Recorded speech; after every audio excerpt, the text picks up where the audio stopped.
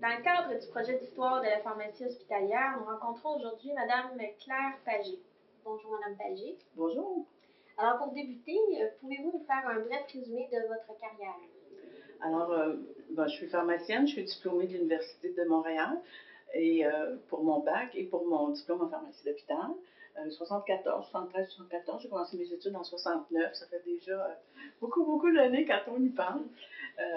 Et j'ai terminé donc mon diplôme en pharmacie d'hôpital parce qu'à ce moment-là, c'était un diplôme, c'était une 5e année d'études à l'Université de Montréal. J'ai commencé à travailler pendant mes études rapidement en milieu hospitalier. À la fin de ma 2e année d'études, j'ai eu un poste dans un hôpital, à l'hôpital de Ville-la-Salle.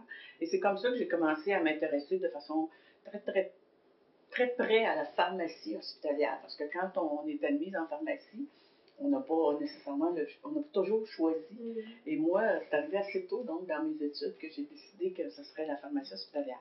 Alors, j'ai continué comme ça. Et comme jeune diplômée, j'ai fait ma résidence de pharmacie d'hôpital à l'Hôtel-Dieu de Montréal avec Yves Courchal. Donc, j'ai commencé avec un bon mentor. J'étais chanceuse d'ailleurs, dans ma carrière. J'ai eu plusieurs mentors, des pharmaciens et après ça, des gestionnaires. Donc, j'ai travaillé à l'Hôtel-Dieu de Montréal comme étudiante, comme résidente et après ça, comme pharmacienne pendant un peu plus de 2 ans comme pharmacienne. Après ça, j'ai quitté et je suis allée travailler.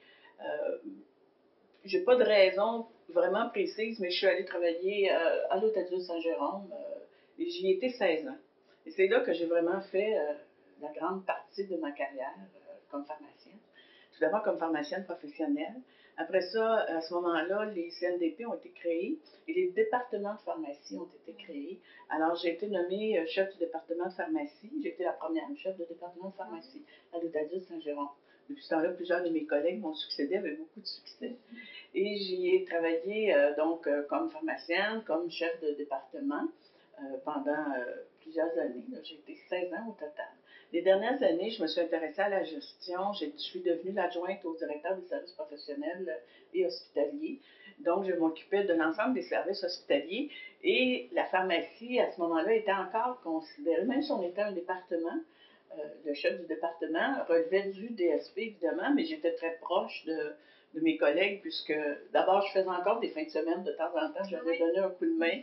Moi, j'ai toujours été de celle qui dit que même si on est chef de département, faut brasser la soupe pour savoir vraiment ce qu'elle goûte, là. Fait que j'ai toujours été très proche de la pharmacie. Donc, j'y ai travaillé 16 ans.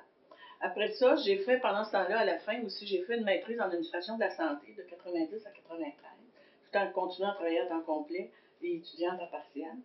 Et à ce moment-là, je me suis intéressée à la gestion, vraiment consacrer ma carrière à la gestion, mais je suis toujours restée évidemment en gestion de la santé. J'ai travaillé pendant plusieurs années à la Régie régionale de Laval, à ce moment-là, qui était une régie régionale qui est devenue une agence de développement des réseaux locaux de services de santé et de services sociaux. Et après ça, une agence de santé et de services sociaux. Et en 2005, je suis allée travailler à l'Agence de la santé et des services sociaux de la Montérégie à titre de directeur général associé à la coordination des programmes. Et j'ai terminé ma carrière comme présidente directrice générale de l'Agence de la Montérégie tout récemment, puisque je suis retraitée depuis fin janvier, le 31 janvier. 28 janvier a été ma dernière journée de travail et j'ai terminé ça en beauté avec le bal des présidents de la PES. Alors pour moi, ça a été très émouvant, ma fin de carrière. Un beau couronnement. Oui, c'est ça. J'étais très honorée d'être invitée, mais surtout, avec tout ça, ça a été vraiment très spécial. Donc, j'ai à la fois, j'ai une carrière de plus de 30 ans qui est vraiment séparée en deux. 16 ans vraiment comme pharmacienne, clinicienne, très impliquée dans le milieu. Même si j'ai fait de la gestion dans les dernières années, j'étais quand même très proche du département. Je vous l'ai dit, j'ai continué à travailler. J'ai quitté l'Hôtel-Dieu de Saint-Jérôme en janviie 1995 et j'avais travaillé au jour de l'an de cette année-là, même si j'étais gestionnaire. Donc, j'étais très près. Et comme gestionnaire régional aussi, je suis restée très sensible à la pharmacie. J'ai eu la chance, dans les organisations que j'ai travaillées, de pouvoir promouvoir la pharmacie et les services pharmaceutiques. Lorsque j'étais à Laval, on a eu la chance d'avoir un gros développement et mes collègues de Laval s'en rappelleront. On a reçu beaucoup d'argent du ministère pour augmenter les services directement à Laval. Et on a pu à ce moment-là allouer des crédits aux 4 CLSC pour des services pharmaceutiques. Donc, ils ont pu embaucher des pharmaciens.